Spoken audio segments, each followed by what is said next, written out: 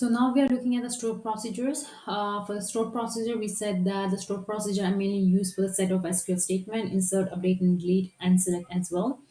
So now we are trying to create our stored procedure, which will allow us to insert information of the customer, their last name, first name, and email address.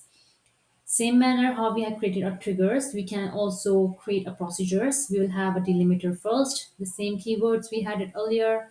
We'll have a delimiter and we will have a delimiter with the special characters.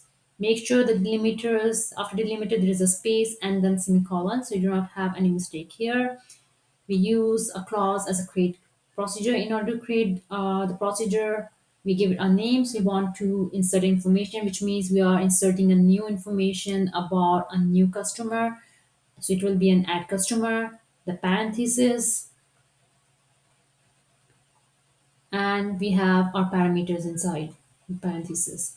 So we do not have any return here like what we had in in our functions. We have the difference here is that we use in clause here in order to insert each of the attributes we have. We give a name.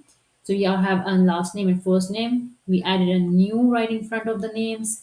We have to make sure the attributes are exact same how we have in our table. So varchar and 1255. Again, like a function, we have a begin and we have an end with a semicolon.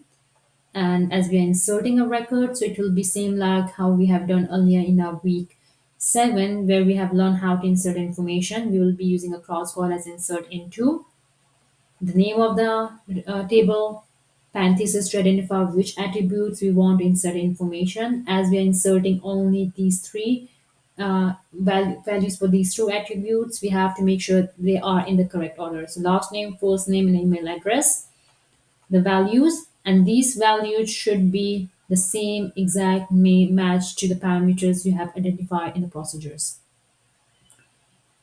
Now you have to call a function. How you can call it? You use a call. You use the name of the procedure which you have created here, the add customer, parenthesis.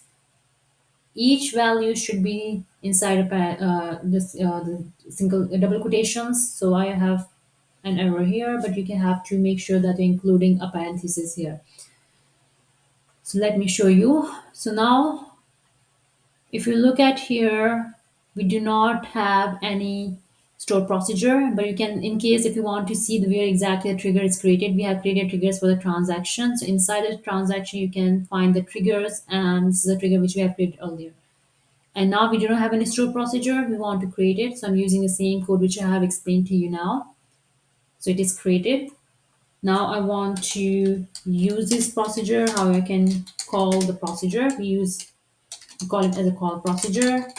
We use a clause called as a call. The name of the clause is add customer, parenthesis, semicolon. A first value is a last name.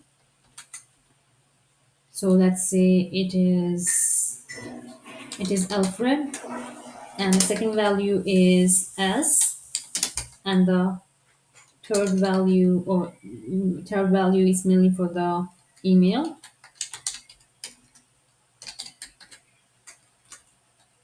But before I execute it, I want to look at the select statement I want to look at the table. So let's look at the customer table. So select all from customer to see whether this information is inserted or not. So you can see here I have this is the last information which I have inserted in my customer table. Now let's try to call a procedure. We call a procedure, it is successfully had been called and one row is added. Let's try to look at the customer again, and then you will find that there is information which is inserted by using a procedure here.